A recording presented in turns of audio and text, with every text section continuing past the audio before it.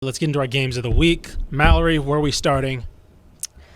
Let's go ahead and start with my game of the week, which is TCU hosting Kansas State this Saturday at 7 p.m. You can watch it on FS1. TCU going into this game favored by 3.5. The over-under set at 58.5. And, man, this is probably the best game that we've got in this slate of games.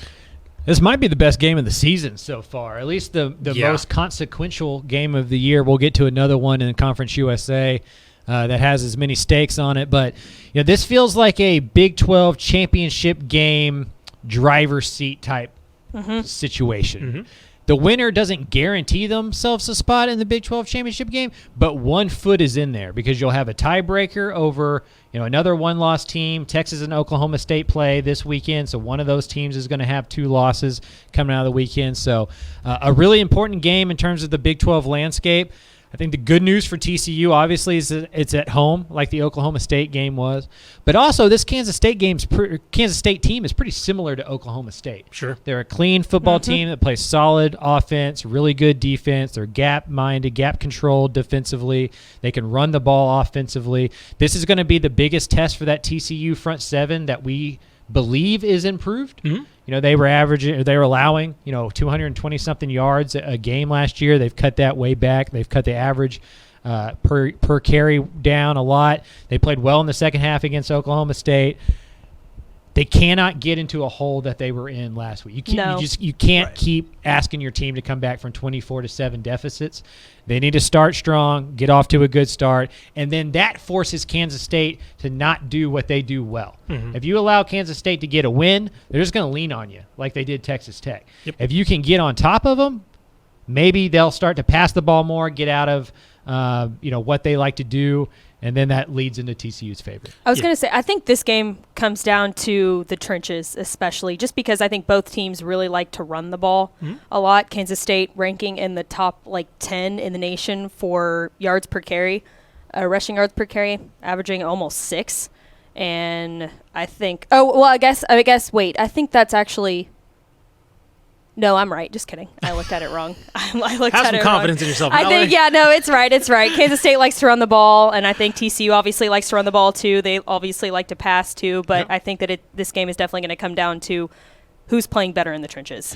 I look at this game as 2 quarterbacks who have just kind of found it's kind of like I'm gonna pull a Craven and use a relationship analogy, or it's like you feel like you feel like that. Something was wrong with you in the past, but then you find the right one. It's like, oh no, that just didn't work. That was her. Yeah, it's like that just did not work. Yeah. You're seeing it with Max Duggan now, Garrett Riley, and Sonny Dykes, and you're seeing it now with Colin Klein and Adrian Martinez. We thought both of these guys were turnover prone. We thought both of these guys probably weren't Power 5 quarterbacks to a certain extent, right? They had tools. They maybe showed signs, but now you're looking at it.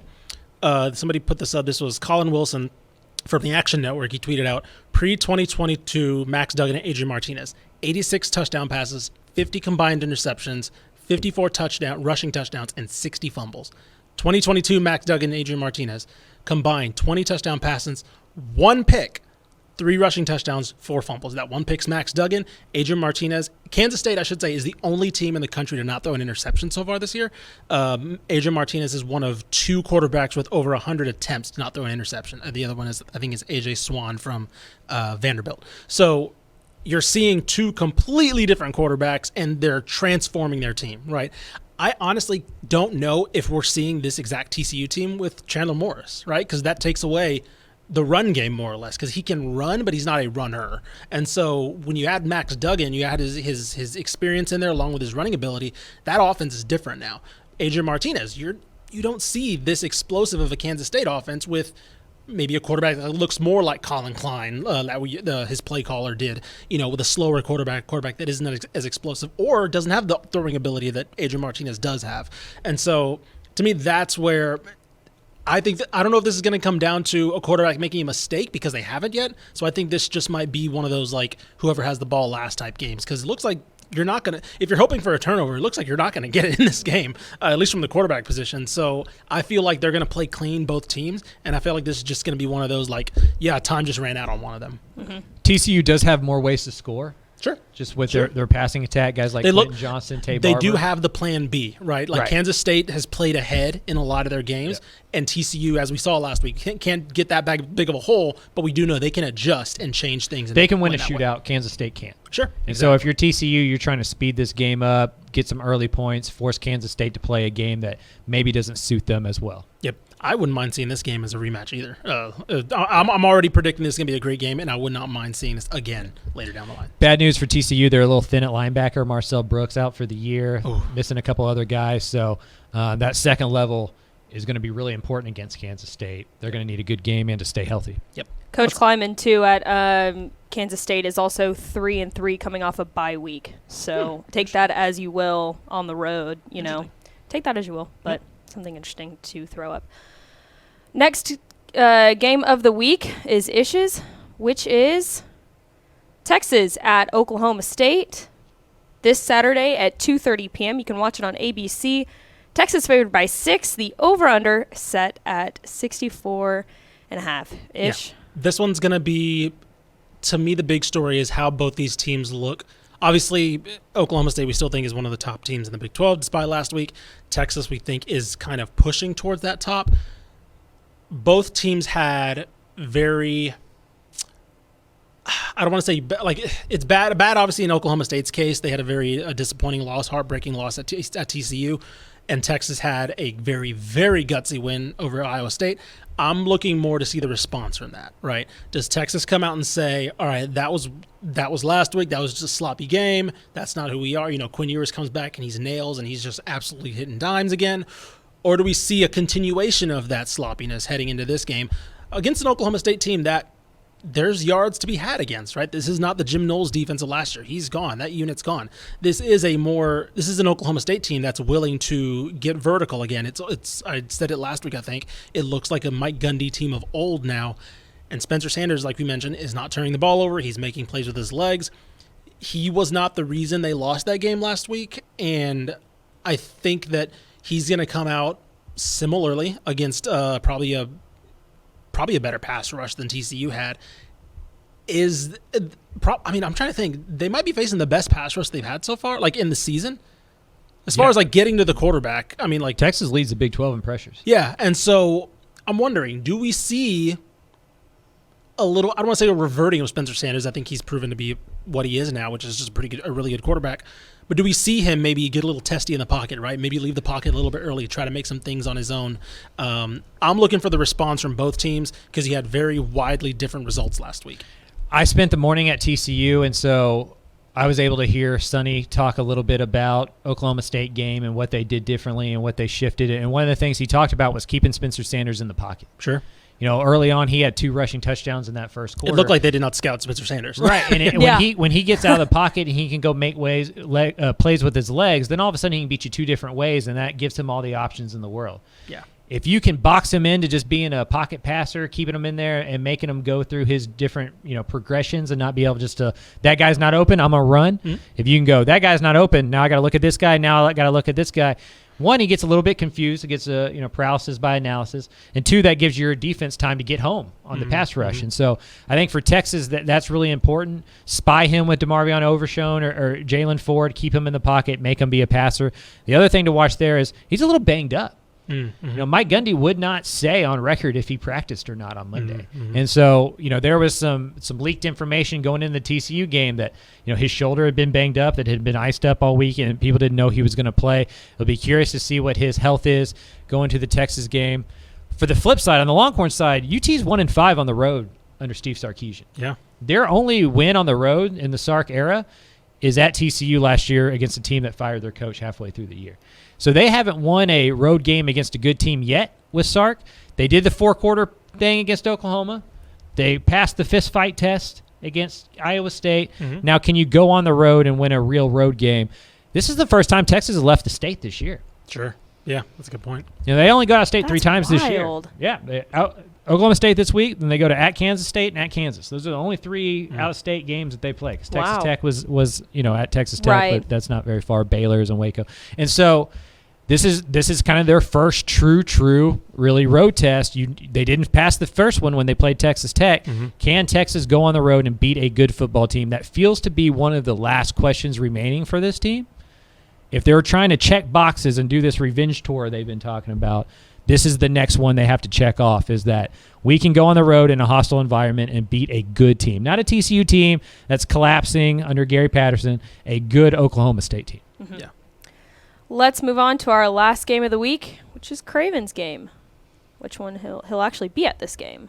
It is North Texas playing at UTSA this Saturday at 2:30. You can watch it on Stadium. UTSA going into this game favored by 10. The over-under set at 69.5. Nice. All right, Craven, are you as depressed about this game as Jeff Traylor was sounding? No, because this is a good news game for me, right? Right. UTSA wins, and they're on pace to get back to the Conference USA Championship. Everything's good. They get a bye week, all that kind of stuff. Mm-hmm. Or North Texas wins, and my Seth Luttrell train picks up even more steam, and people start asking to get on that train with me. Right now it's empty. It's an empty train right now. It's just me and Seth. But they go on the road and beat UTSA and go 4-0 in Conference USA and have the tiebreaker against UTSA and really look like the team that will play in a Conference USA championship game. And more people are going to be, hey, man, you got any space in there? I'm going to be like, yeah, I got all the space in the world. Come on in. And so, for me, there's not a bad thing that can happen this weekend. If you would have asked me if we were having this discussion after the UNLV game, I'd say no chance. Right. Yeah. No chance. I agree that this game, from a UTSA perspective, we've talked about this. This game worries me in terms of injury, right? They're a banged-up team. They are a very hobbled team. Yeah. And UNT is a team that finally realizes that it can just mash you. They should just mash you, right? They should just make you play 1999 football, hats on hats, give it to the running backs a combined 60 times, and let it work. Last year in this game, of course, it was weird, right? A lot of weird things happened in this game, but when UNT won, 60 total carries between their running backs. Ragsdale, 146 on the ground. DeAndre Torrey at the time, 148 on the ground. This is a team that just scrapped their way and just knew that it was like, we're just gonna come out and we're just gonna fist fight, right? We're not gonna dance, we're not gonna Muhammad Ali, we're gonna go Mike Tyson, right? Just like slugfest. We're just gonna see what's gonna happen. And I think UTSA right now is a team that really doesn't want to get into that type of game right now. I do worry about that if I'm them, and I completely understand Jeff Traylor. I do think Jeff Traylor gets a little bit doom and gloom when he's got some Lou in him. Oh, he does, definitely. When he watches any film of anybody that looks like they can play football a little bit, he's like, I don't know how we're going to beat these guys. But yeah, the Middle Tennessee week was like they just beat Miami. We got no chance in the world. I was like, I've seen Miami, coach. They're not very good. But matchup wise, this does lean in terms of style. Leans UNT, right? Yep. I think the talent's there for UTSA to obviously get it done. I think the home crowd's going to be there. I think they'll eventually pull away. Frank Harris makes plays. The wide receivers are still nobody to cover those guys. I really think they do get it done. But I think for like 85%, 90% of this game, UTSA is like, we need this game to be over. Yeah. UTSA needed the bye week to come before this game. Yeah, they needed this week. After this they game, needed this right. week, yes. And so, that's the concern for UTSA. I mean, they lost 20 players against Texas alone. Yeah. Like they're dealing with about a third of their roster, their scholarship guys either out or questionable or possibly playing or limited, Mm-hmm. And so when you don't have a ton of depth, playing against a team that's going to run the ball 40 plus times is not a fun task. Right. And so they may win this game, but it's not going to be much fun doing it. And so, Frank Harris, that passing attack's going to be really good. If you're North Texas, you're trying to play keep away. Mm-hmm. You're trying to ride that running game, keep Frank off the field as much as possible, maybe turn him over a little bit, take advantage of that beat-up offensive line, come up with some blitzes. I'd imagine defensive coordinator Phil Bennett's coming up with some exotic stuff to confuse that group. This is all pointing North Texas's direction. On paper, UTSA is the better football team, sure. Talent for talent, UTSA has more talent. But football comes down to those big guys up front a lot more than often. Sure. And right now, the advantage in the trenches absolutely leans towards North Texas. Yeah, because didn't Traylor say that they're on their fifth string offensive tackle or something like that? Yeah, I mean, they have a defensive lineman playing left tackle. Yeah. That's right. That's what it was. Yes. Yeah. I mean, That's, Walker Beatty is Yeah. he played he played both ways at Liberty Hill, but he's a defensive lineman. Yeah. And he played left tackle against FIU 6 days ago. yeah, Or, that's 5 days ago. I'm Whatever. not very good at math. right. So they're gonna struggle up front, and as we saw against FIU, or maybe I just saw, because why else would anybody have watched that game? FIU. UTSA struggled offensively because they'd get into 2nd and 5, and then all of a sudden it's 3rd and 13 because they were sacked or because of a weird play or what. Their offense did not look as clean because they can't protect Frank for long enough to let those wide receivers develop down the field. UTSA's run game is going to have to match North Texas's, or at least come close. Or North Texas is going to grind the Roadrunners into the ground. That's just straight up. That's what's going to happen. Yeah. If UTSA cannot figure out how to get time for Frank Harris. Yep. And Tepper asked me this question too. He was like, "So what is North Texas's best win so far?"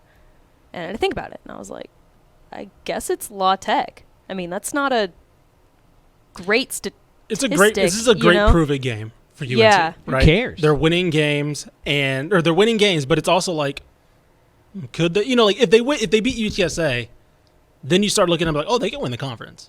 Yeah. Right. Oh, yeah. I mean, they beat UTSA. They're pretty much in the conference No, that's what I'm championship saying. If let's say different world, they were playing the same schedule, but no UTSA, they make the conference championship. Would anybody really think they could I don't know. I'd still see them as I'd be doing what Mallory's doing right now. What's their best win? Are they that good? Blah blah blah. Yeah. This win, or at least a good showing against UTSA, you're no, this clearly really. Is it the team that got absolutely blown out at Sure. home against SMU, That's the or thing, is it a team that went into Yes. to El Paso week 0 and Right. blew the doors 100%. off of That's what I'm saying. UTEP? It's you look at all the good teams they've played, and it's all right, you've gotten mashed in those games, Yeah. right?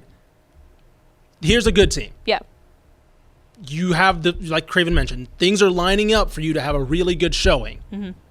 Show it. Yeah. That is a very good point. So I like that. I just don't get the style points for a G5 team. It's not a style point thing. Yeah. It's not a style point thing. I don't know if this team's good or not. Well, who is in Conference US? What's UTSA's best win? UTSA, they have better. They played good team.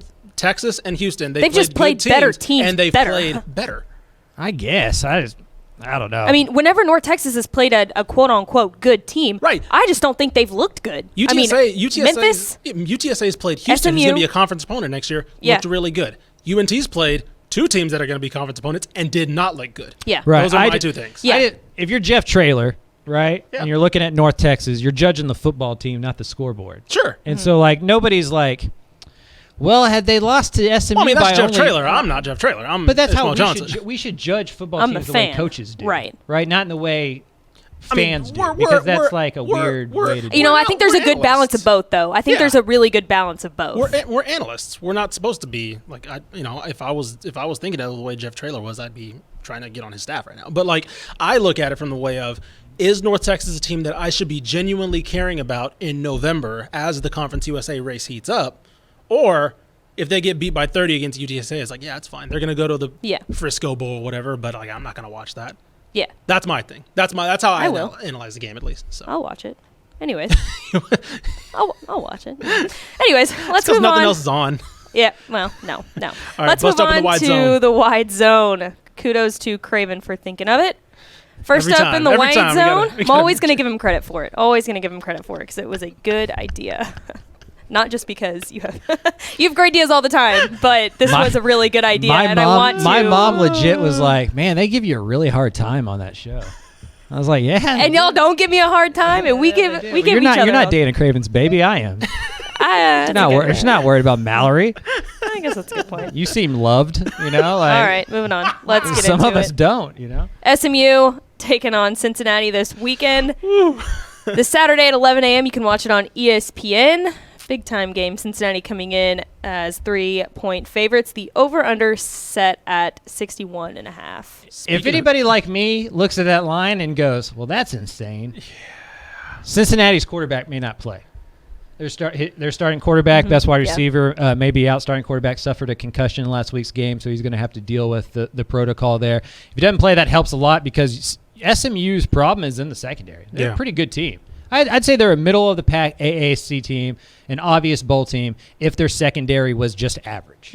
It's so below average that it may blow up this whole season. Yeah. And so if you can play against a Cincinnati team that's not at their best, that's not at 100%, you're at home when you're SMU, it's an 11 o'clock game. Sometimes those early games teams can kind of sleepwalk into. Maybe you have a chance this week. Tanner Mordecai played a lot better last week, avoided the turnovers. For me, I thought the SMU run game would be better. Yeah.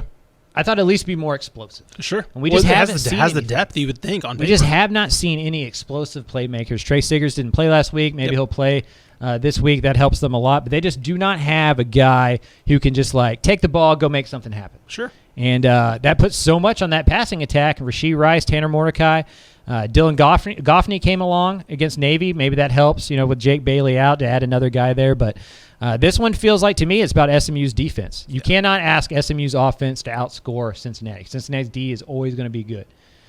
But if the defense can come up with a few stops, maybe even get a couple turnovers, if they're playing up against a backup quarterback, maybe SMU can pull the upset here. Yeah, that's my concern. My concern a little bit is that Cincinnati's going to change it up a little bit from what I saw from Evan Prater, their backup quarterback. He is more in the Desmond Ridder mold of the dual threat. I believe their starter wasn't running the ball that much. He was pretty much standard pocket passer. Granted, still clearly the better quarterback, but I do wonder how much.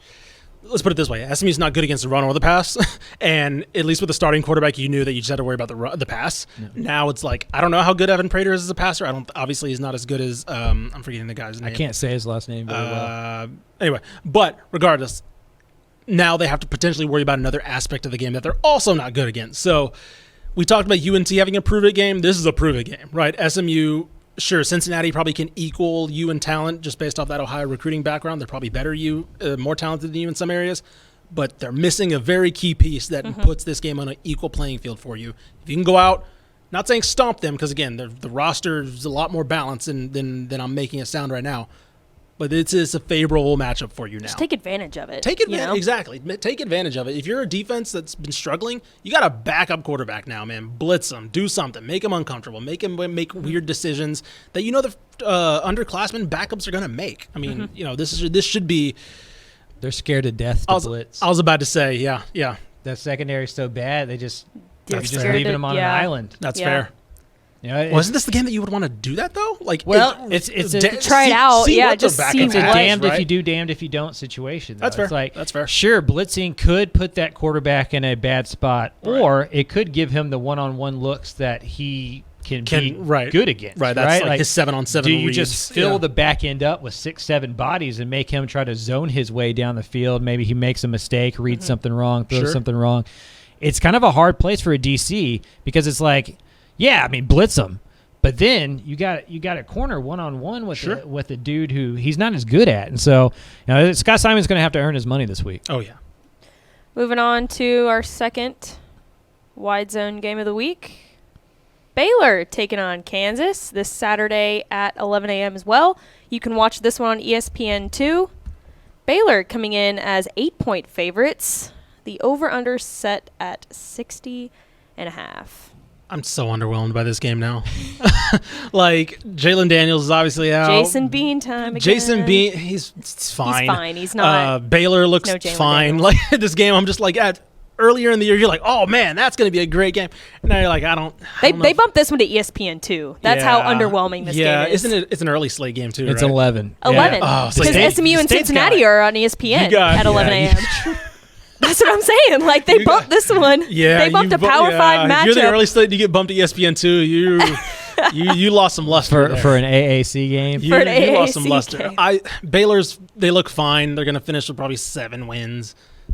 I don't know. This game was such a high point 2 weeks ago, and now I'm just not very interested in this at all. I think Baylor's going to win, but it's ugly. I mean, Baylor should win by at least a score. Here, the thing I'll be watching for is the Baylor defense. Yeah. What do they do? How do they get better? Is it just a personnel situation where this thing doesn't get fixed till the offseason? There's nothing to fix about it. Right. I don't know. Right. But for me, we talked about it on the recap show on Sunday that everybody needs to be listening to. they just don't have any guys. Last year it was like Jalen Petry's going to come up with a big play. Terrell Bernard's going to come up with a big play. JT Woods is going to come up with a big play. There's just none of those guys on the roster right now. Siaki Ika is really, really good, but he plays nose tackle. All he can do is occupy blocks and hope that other guys around him go make plays. That's his benefit, right? Is that he takes up 2 or 3 guys, and that leaves Dylan Doyle by himself and other players, by themselves. We haven't seen the pass rush. We haven't seen the second level play. The third level doesn't make a lot of plays against the pass. So Kansas, I think, is going to score some points. I think this is going to look a lot like that Kansas-Oklahoma game last week. And so if Blake Shapen doesn't play and this is a Kyron Jones type game, can Baylor score that many points? What does that run game look like? I would lean towards the over here, but without knowing if Blake Shapen's going to play or not, I think if Blake Shapen doesn't play, this is upset alert time for Baylor for sure. I think so. If I'm Baylor, I am encouraged that even though they gave up 42 points, Oklahoma's defense was able to get some turnovers off Jason Bean, right? So if you're Baylor, you're probably looking, okay, he's a guy who can make some mistakes if he's asked to throw the ball a lot, if they get caught in a shootout. So this could be a confidence builder, right? You're playing a quarterback who's mistake prone. See what can happen. I do think it's going to be a shootout, though. We'll see. And they are better up front than they are on the back end. Yeah. So Kansas's run game, if this gets into just like a physical smash mouth type game, Baylor should win that one. Mm-hmm. Let's move on to our next game. Houston traveling to play at Navy. That's a tough one. Saturday at 11 a.m., another 11 a.m. game. On ESPNU, Houston coming in as 3-point favorites. The over-under set at 52.5. Houston's beat up. I was going to say, that bye week, they needed that bye week. Yeah. Matthew Golden out now for an extended period of time. Alex Hogan, cornerback, out for the rest of the year. Offensive line struggling. They've been kind of like mismatched throughout the year.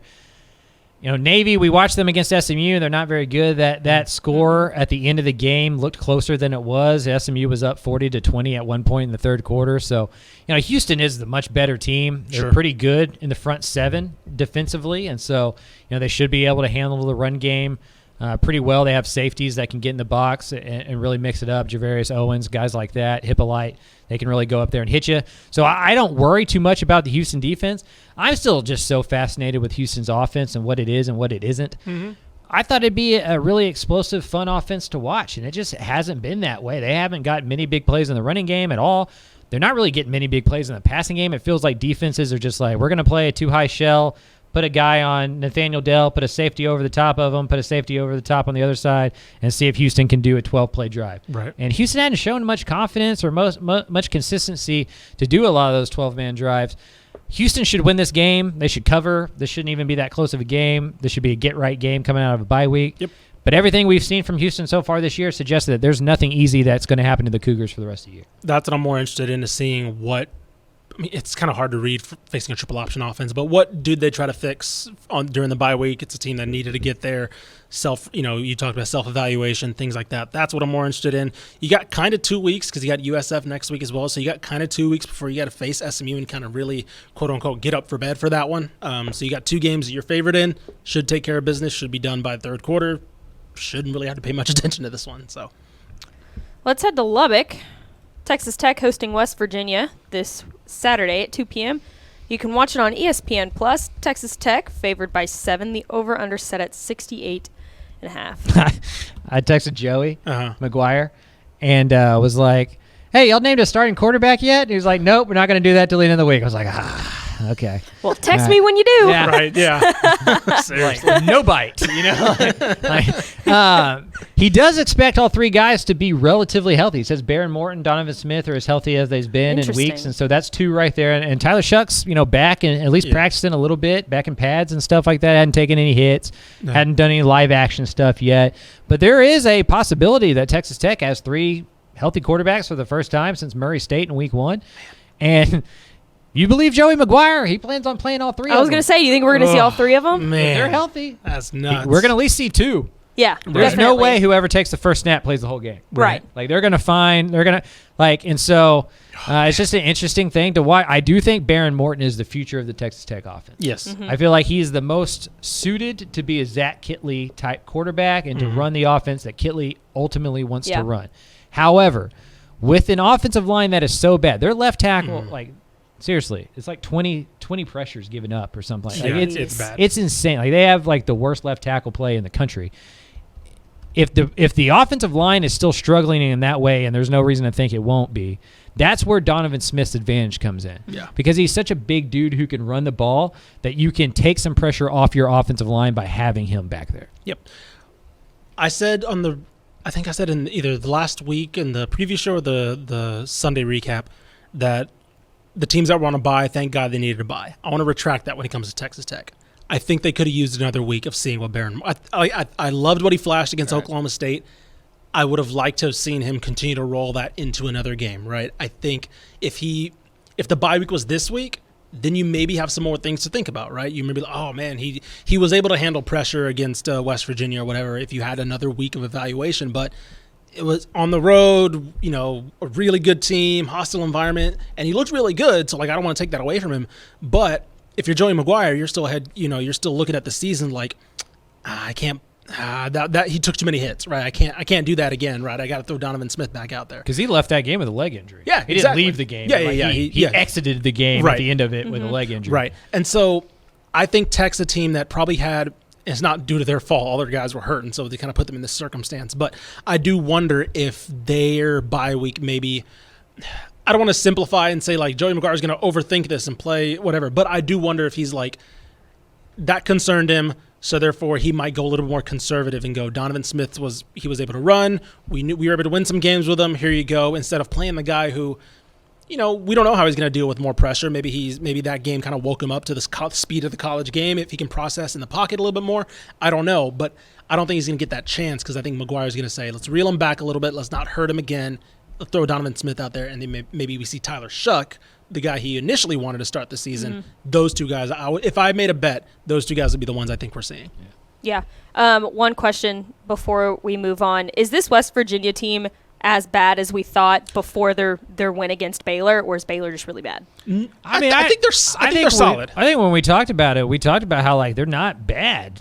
They're just the worst team in the Big 12. Right. Yeah. That didn't make them bad. That's a good point. I think West Virginia is a pretty good football team as they showed, at least especially offensively. They move the ball and all that kind of stuff. They're going to give up some points or whatever. They're not as deep as some of these other teams. They're not as good defensively as some of those other teams. But Texas Tech isn't that much better. Yeah. Talent-wise, if you look at the roster up and down, Texas Tech's not all that much better. And so this is going to come down to turnovers, home field advantage, who tackles better. And probably just a mistake or two on each side of the ball. I mean, literally, this could be like the Baylor-West Virginia game where it's just whoever has the ball last wins. Mm-hmm. Yeah. Yep. Yeah. I don't think there's a bad team in the Big 12. Yeah, I don't think. No. I thought That's with the way that Texas tough. game started, I thought West Virginia was just bad. But I think that was more of a matchup thing. I think Yeah. Texas, just what they did well, and they were able to stretch the field. That's where West Virginia is the worst at. And so I think that exacerbated a lot of their issues. I don't think they're a bad team. I think that Baylor game proved that. Whether Blake Shippen was hurt or not, I don't think they were going to say they were going to win still with Blake Shapin's one thing, but I think they were going to be in that game regardless of Blake Shapin's status. So, like you said, worst team in the Big 12 does not mean a bad team overall. The Big 12 is just good off the bottom, basically. which is a little scary. All right, let's go to Louisiana this time. Rice traveling to play Louisiana Tech this Saturday at 2 p.m. You can watch it on ESPN+. Rice favored by 3 going into this game. The over-under set at 58.5, and this kind of feels like a Rice needs to win this game. This almost feels like a must-win. But how about the Owls favored on the road in a conference game? Guess What La world Tech. are we living in? Vegas is listening to Republic of Football. I think they are. Or I've just told enough people to go make money on Rice. I feel like I've been spreading the wealth. Like anybody I know who gambles, I'm like, hey guys, Rice. Like Ari Wasserman was in the press box at the TCU game, and he's a big gambler, and is like, hey, Rice +4. I'm telling you right now. So we all kind of cashed on that one. Rice is 1 win away from beating their over and under win totals for the year, which was set at 3.5. They're already at 3. They just need one more. go. Fingers Hoot, crossed. Hoot. Louisiana Tech. If you're Rice, you just put on the North Texas tape and you go, Mash. like that one, right? Like we get to do what we like. This is like Mike Bloomgren's dream. Yeah. You know, like, oh, we just get to play a team that we're physically tougher than, and we're just gonna punch them in the mouth, and then punch them in the mouth, and then punch them in the mouth. I was gonna say it's like you put on a tape of.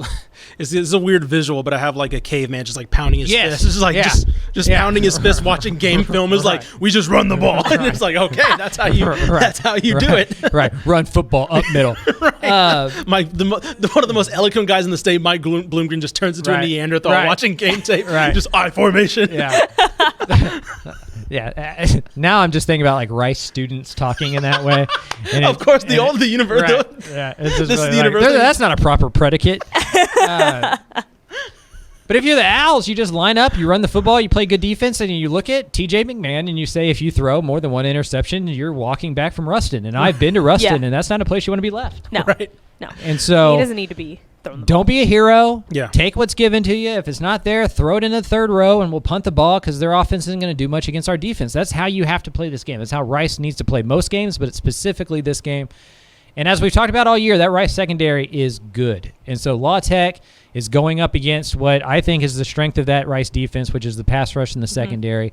This one feels like it lines up really good for Rice. Now, sometimes teams that haven't had a lot of expectations or are used to playing the underdog card don't do well when they're favored.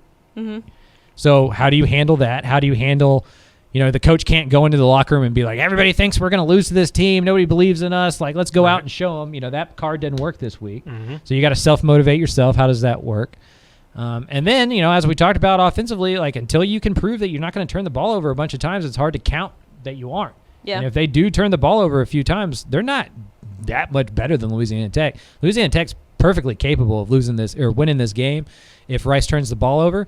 And if Rice doesn't win this game, getting to 6 wins feels pretty impossible because they close with UTSA, Western Kentucky, North Texas. Yeah. It feels like a must-win. They got UTEP and Charlotte after this one. Yep. So the easiest path to at least resistance is beat La Tech, beat Charlotte, beat UTEP, be at 6 wins by the end of October, and see if you can steal one against one of the powers. I do wonder when you look at Sonny Cumbie and you look at an offensive coach.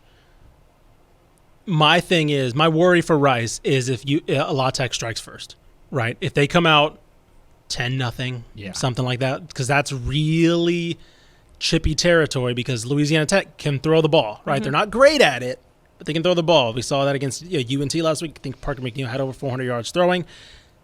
Again, they can't run the ball. They can't stop the run. And they can't protect. But if Sonny Cumbie, who's a very good play caller, can dial something up early, right? If you get when you're a young team that has nothing really to play for anymore, first-year head coach, you just start to look for stuff, right? And I'm wondering if Sonny Cumbie has some things to be like, all right, first 2 or 3 drives, throw this at him. We blink, it's 14-3. We're like, oh, what's happening now? So you can't get caught on the back foot here. I think the recipe is there to really control this game for Rice, but it's also there for a team on the brink. Because what are they, 2-4 right now, La Tech? Yeah, 2-4 right now. They're not going to make a bowl. They probably know, but he has to tell his team something to keep them going. Technically, it's still within reach, quote unquote. So they got to start dialing up some different things. We'll see. That's a great point, too, because not only does that help La Tech to get a lead, it hurts Rice because Rice isn't built to come back. Right. They're not like, oh, it's okay, we'll score. We're scoring 30 anyway. It's not they're bad. trying to win 20-13. Yes. And so if you're already down 2 possessions by the time the first quarter ends or whatever, you're playing catch-up. Now your running game is not as good. Now TJ McMahon's got to throw the ball 30-something times. How many turnovers happens there? So, I think that's a great point. Rice needs to win the first quarter. Mm-hmm. And Rice wins that first quarter, and La Tech goes, oh, here we go again. We're going to lose this game. Yeah, exactly. All right. We got 3 left. Let's start off with – I know. It's a long week. We got so many. It's a long week. This is what we get for having all the buys. Yeah, that's literally. We had it good the past 2 weeks. We're like, 8 matches. Done by it's great. 7 last week. I know, right? Yeah. All right. Luckily, the state's not very good out. this year. All the games are at 11, though. So that's true. Get them out. The games are at 11. That is true. That is so true. All right. UTEP playing FAU at home this Saturday at 3 p.m. You can watch it on ESPN+. FAU coming in as 4-point favorites. The over-under set at 50.5. All right. Okay, so the blueprint's there. Box score game. Do Box score what game. Rice did last week, except don't turn the ball over. Because, literally, the blueprint was there, except TJ McMahon threw picks. If it's 17-14, just flip that. And that's UTEP's game, right? Run the dang ball. You don't have Gavin Hardison. He can make throws, but he can't make 35 of them. So that's fine. Like, I'll give him more leeway than TJ McMahon. He can make some. He can make He is some. better than TJ He's McMahon. better than TJ McMahon, but still don't want to get caught in that type of game. Again, I'll do the N'Kosi Perry game. If N'Kosi Perry has better stats than Gavin Hardison, FAU probably wins this game. But if he's kept in check, which I think the UTEP defense can do, UTEP comes out on top, and we're still clinging on, Miners. We're still on that right path. The thing that can be difficult for out-of-state teams for me is, like, I'll just watch a half or a game of which they played against an in-state team and then base my whole opinion on that team on that. If you've only watched Rice FAU, you think FAU is awful, and they were lucky to win that home game against Rice. Now they got to fly all the way to UTEP. We talk about how much problem UTEP has going the Eastern time zone. What about the other way? It can't be that easy to go the other way, right? Most of these kids don't even know where El Paso is at FAU, I'd imagine. Right. Like what state it is, what time zone it is, and all that kind of stuff. So UTEP's got that advantage. They also were off last week, so they're rested. Hopefully that helps with the running game. But, we talk about it every week, and it does seem reductive, and I apologize for that. But Gavin Hardison just can't throw the ball more than 30 times. If he's in the 20s, that means UTEP is ahead of schedule. They're running the football. They're controlling the game. The game's close, and they're not trying to play catch-up. If they get behind, it's 14-3 at the end of the first quarter, end of the first half, kind of like what happened with La Tech. I was just about to say, we were talking about La Tech before, and they got caught in that. They got caught, what was it, 20-3 after the first quarter, and they had to push, and they took you out of their game plan. Gavin Hardison throw the ball 50 times, and that's just not what you do, right? Exactly. And that has nothing to do with Gavin Hardison. That's just like most teams aren't like that. Unless you're like Quinn Ewers or Dylan Gabriel or something. You need targets. You need star targets like he had last year. Right. And it's not a slight against him to say that he can't turn Ronaldo Flores into Justin Garrett, right? That's not Gavin Hardison's fault that he can't do that. Right. Like Tyron Smith is balling, but that was their third wide receiver last year. So. And the offensive line isn't that great to protect either or whatever. So this is about the running game, the offensive line. I'd imagine Dana Dimmel has challenged his team of we need to win this one in the trenches. If we win this one in the trenches, we win. On the flip side of that, FAU has a pretty good quarterback that can move around. We think that front seven's pretty good. We think that defensive line is pretty good. Well, you've had a week to rest. Go show us. Yep, exactly. This is the team that desperately needed the bye week, desperately needed rest and self-evaluation. If they come out, look good in this game, awesome, right? We're still cooking with Rice. We're still UTEP, and we're still on our way to a bowl game, and kind of reinventing themselves on the fly like they've done offensively. Yep, 2 more. Let's get to it. Let's do it. Texas State hosting Southern Miss this weekend. At 4 p.m., you can watch it on ESPN+. Southern Miss coming into this game as 2.5-point favorites. The over-under set at 44.5. And you might be wondering, why is that line? Why is it going in Southern Miss's favor? It's because they're good. They're a pretty good football team this year. Yeah. They joined the Sun Belt, and they said, we're going to be a better football team than they were in Conference USA. It's that Fun Belt bump. I love their coach. It is that Fun Belt bump. Oh, yeah, the most self-denigrating coach in the history of man. Yeah. I will say... we stink because I stink. I love people like that. I love self-aware people. I will say Will Hall has not talked about Southern Miss's quarterback situation. He was banged up a little bit last week. I can't remember if, let me see, Jake Lang was his name. I don't know if he's spoken on it, but he stayed quiet on it. It is Texas State's homecoming. They're busting out the Southwest Texas, so it should be a big crowd similar to their last game against App State. We'll see. But yeah, I am worried about this game more because Southern Miss has proven to be pretty good. And last week did worry me about Lane Hatcher's play. I thought he took a step forward against App State, seemingly took a step back last week. I think everywhere else I'm pretty confident in. I think Texas State's defense can really keep them in this game, but there's going to have to be that breakthrough play either on the ground or with Lane Hatcher that they didn't get last week. Mm-hmm. And they've tended gotten those at home. Yeah, that's true. That's true. Very true. He's played better at home. That whole offense has played better at home, and so maybe that helps. 3-0 at home, I believe, 0-4 on the road, and so that one lines up well. I still, as somebody who watches a whole lot of Conference USA football, Southern Miss is still Southern Miss in my head until proven otherwise. I do know that they're better, to Mallory's point, but it just is hard for me to think that way. Sure. And so for me, Texas State defense just continues to play Texas State defense, and then we get the home version of Lane Hatcher. And this feels like a pick'em game that's a toss-up that just comes down to probably a turnover or two, a big play or two, or a special teams play or two. And hopefully if you're the Bobcats, a home field advantage like the one against App State is the difference in the game, as Jake Spavital talked about when he came on with us a couple weeks ago. Yeah. I do want to correct myself. Looks like Zach Wilk was their starting quarterback. I think he was benched for Jake Lang, and that's the status is kind of up in the air between those guys, if he's going to stick with Wilk or he's going to go with Lang, who won the game last week against Arkansas State. So wasn't this the team last year that had to play the rest of the season with like their running back and yes, quarterback? Frank Gore Jr. who played against That's UTSA. Frank Gore as a Jr. permanent I Wildcat. remember that. Almost beat him, yeah, because UTSA is Yeah. like, I've never played this offense before. I What thought that do was we the do? funniest thing in the entire world that ended Credit up to that staff, happening. man. Will Yeah. can call some offense because Yeah. they made that work. UTSA's defensive coordinator afterwards, Coach Lepp, was just like, dude. I haven't coached against this since high school. What is I know. It's like, hey, Coach, how much time you spent on the Wildcat this week leading into this Literally. game? And he just looked at me and went, dude. It's like the Roshad Paul Breamon 2A Yeah, team where she's right. like, power. What are we running? Yeah, Power. quarterback power. Again. Again, He would high have to formation. come to the side. This is kind of a tangent. He would have Yeah, to go come for to it. the sidelines Yeah. and then uncoach his team about what they were supposed to do. And they'd be like, You know, Coach, all those- Coach, we're supposed to do this when he does that. It's like, not anymore. Yeah. Not anymore. He's going to lift his leg up, get the ball, and go forward. He's not even reading that. He doesn't know that guy exists. Leave him alone. Just go tackle the guy with the ball. Yes. That's terrible. Which is like counterintuitive when you're a Right. college Yeah. player and you're like, no, I'm supposed to read this key over here. That's Yeah. why I Like- ran that way. It's like, no, throw it out. he's not even paying attention to that. no. Like know? he's just He trying learned the to playbook this stay week. up. Yeah. Right. There is no playbook. He's getting the ball and he's just running forward. I emailed his high school coach and was like, hey, what was y'all's playbook? Just do that. Just do that. Again? Yes, again, every Again, time. Don't every even single look over time. here. It's that call. That's the play call. You thought Army had the triple option. This is the double. They got two Yeah, things. yeah. He's going to hand it It's off or the run. double. There's no throwing.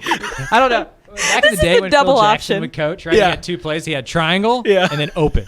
You know, like that's Southern Miss's offense. Just like, nope. Okay. Power that's it. zone. Yeah. Power zone. That's it. Oh, that's funny. I All missed right. that. They Let's, should have went to that permanently. We need more teams that just do that. I know. Single wing.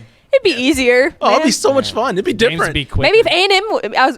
Did you say if Haynes would be quick? No, I said games would be quick. Oh, I thought you Oh. said if A&M did that. I was about to say if A&M did that, maybe we'd see some good quarterback play. Listen, but I'd be anyways, in that offense. Yeah, I think Haynes would do. yeah, literally. Anyways, let's round it all out with Texas A&M. Speaking of playing at South Carolina this Saturday at 6:30 p.m. You can watch it on SEC Network. Texas A&M favored by 3.5. Over under set at 46. I'm gonna say this: Texas A&M better win this game. Listen, remember when we looked at this game? It was like, yeah, they'll be favored in this one. Yeah. Or they should win this one. Yeah. Should they? Yeah, once upon a time. I mean, yeah, they should in terms of like consequence. But if we're looking at this on paper, should they? I'm not sure. South Carolina looks really. They look really good right now. Not like the finished product good, but they look like they're in a frustrated. Dude, that team. coach is freaking awesome. Oh yeah, the I can't last think week of his against- name. Frank Beamer. Beamer. Frank Beamer, he's Shane so Beamer. awesome. Shane Beamer, yes. Shane Frank Beamer's his Beamer. dad, of course. Yeah. He's awesome. He looks good. That locker He's room got that video from team. last week. Yeah. Oh my God, they're all in. I still cannot believe Frank Beamer's son is this cool. I know Because I After- know Frank Beamer. Right. My uncle played at Virginia Tech for Oh, okay. starting quarterback. Yeah. Mike Vick broke all his records. I Right. know Frank Beamer. Right. Not cool. right. Yes. Shane Beamer. Cool. Very cool. Yeah. Very cool. So Yeah, you're that, not going to see Jimbo Fisher in the locker room doing what Shane I Beamer was does. about to Like, say, there's I no was about to way. say, I know which team is having more fun right now. Yeah. Oh, absolutely. Well, and, it's- sometimes that's like what it takes. If you're a good, if you're a pretty good team and you have fun, stuff like that. I Well- feel like that can play into Yes. a but- hyped up game. On that note, that's kind of why they hired him, right? Because he Right. wasn't a scheme guy at Oklahoma. He was a recruiter. People thought he would get the Virginia Tech job Yeah. after his dad left, but he ends up getting this job. And what's he do? He brings in transfers. He brings in guys that are, he brings in Spencer Rattler, things like that. Guys that are just like, let's patch something together real quick. I'll recruit. We'll make this work, right? South Carolina kind of knows what they are in the pecking order of the SEC, and they got to kind of do something different. They might not be able to out-scheme people, so they got to be able to get somebody in who is a motivator, is kind of a culture guy. He can recruit and kind of build that attitude. And man, you're playing against a team that's very That does vulnerable to not that have, kind of team right yeah, now. I was just about to say that. Yeah. Yeah, they got to deal with Clemson too. Not only just SEC, but Clemson and their Yep. own state recruiting wise. And so having a big personality was important. You know how bad things are at Texas A&M? They towed Jimbo Fisher's car the other week. Oh, He had they too many did? tickets. Oh God. He They said wouldn't maybe park- this will get him he out of wouldn't- here. That's Mallory.Hartley at texasfootball.com. They're trying to get they're trying to knock out that buyout. And it's like, here, Right. we take it away. We take it. Yeah, we actually have a 300% toll interest on these Jimbo's tickets. like, how much is that to get it impounded? And they're like, $90 $3 million. That's a good one. All right. Yeah, I mean, I guess for me, it's like coming out of a bye week with a team that's quote unquote struggling, a lot like Houston. Sure. You just want to see if it like galvanized the group or if they're still as just lackluster as before. If they show up at South Carolina and this looks like a team heading into a bye week, then they're clearly not that excited to play for themselves, for each other, for this football team, for that football staff. If they come out and they play inspired football and they look like, hey, man, where's this A&M team been? Well, okay, then the locker room's still bought in. They still believe in what's happening. They still believe in the things in front of them. For me, already, this has become a 2023 audition season for Texas A&M. Yeah. Like, when you're Texas A&M and you come into the year ranked 6th in the nation the last 2 years, 8-4 doesn't do it for you. Nope. You know, you're not playing for 8-4, right? Like, if you're not going to be 10-2, 11-1, and compete for a conference championship, what does it matter? Texas was in this situation back in Mac Brown's days. And so at some point you start playing for what are we going to look like in 2023? I think we can both confidently say, all three of us can confidently say, Max Johnson, not going to be the guy. No. Haynes King, not going to be the guy. Well, let's see if the other dude is the guy. Right. You got a true freshman on the bench that was a 4-star dude, dual threat, awesome baseball player, great talent, all this kind of stuff. You beat out all these big programs for him. Well, let's see what he is. Let's see if he can play in real-life situations, real game situations in the SEC. Maybe not on the road. Maybe this is a bad game to kind of start this with. Maybe wait until you're under 500 or something. But eventually, I think it needs to come to a point where A&M is starting to play more and more of the young guys, including at quarterback, to kind of see who you can roll with going into the offseason and who you need to go transfer portal over. Yeah. And if Connor Wigman isn't that guy, you need to find that out by December. That way you can go into the transfer portal with clear heart, clear minds, that kind of stuff, and sign a starter. Because if you don't find that out this year, what do you do in the transfer portal? Do you go find another Max Johnson? You're also starting over from You're also starting over from like day one too, because this transfer portal quarterback has to learn this whole playbook over again. Sure. So he's not going to be able to obviously probably start immediately. Yeah. You know what I mean? It'll be a new playbook. Yeah. Probably, yeah. that'll Needs to be a new. Yeah. Well, it probably needs to be a new playbook. Yeah. I think the problem for A&M is you're playing a South Carolina team that's now feeling itself, right? They had a huge win on the road at Kentucky. They have Missouri next week. They have Vanderbilt, and they have Florida coming up. They could go on a real roll here, because then they end with Tennessee and Clemson, which are obviously not very winnable games for them. But you now are in the midst of probably their high point of their season. Yeah. And you're, like you mentioned, you're coming off a bye. There's still question marks. Obviously, the talent's there. We saw against Alabama. We saw against Arkansas that you can physically match up with anybody. But now it just comes to feel, right? What's the locker room feel like? What are those players feeling right now? Because right now South Carolina's feeling themselves and they love it. And so that's what I'm worried about mostly, is the kind of the trajectories of the teams right now. They're kind of one's on the up, one's in kind of a swagged out mode right now, and then the other one's really kind of still soul searching, and probably going to be that way for the rest of the year, because looking at their schedule, A&M could end this season on a 4-game win streak and we'd still be like, yeah, it's fine. Like, because Florida, Auburn, UMass, LSU. It's like, those are all winnable games, but would anybody feel encouraged about that if they get to that? So it's, I don't know. It feels like a kind of a rudderless ship right now in College Station. And that's why I think that 2023 carrot may be the card to play. Sure, that's fair. If it didn't go well this week. Yeah. You know, what do we have to play for, Coach? Well, your starting job next year. Sure. Yeah, exactly. Yeah, that's a good point. He does have the financial security to be able to make threats like that. Yep. So, yeah. I'm going to be here. Yeah, exactly. You're going to be here. I'm going to be here. I'm going to be here. That's a good would you point. like to be? That's Let's a good figure point. that out now.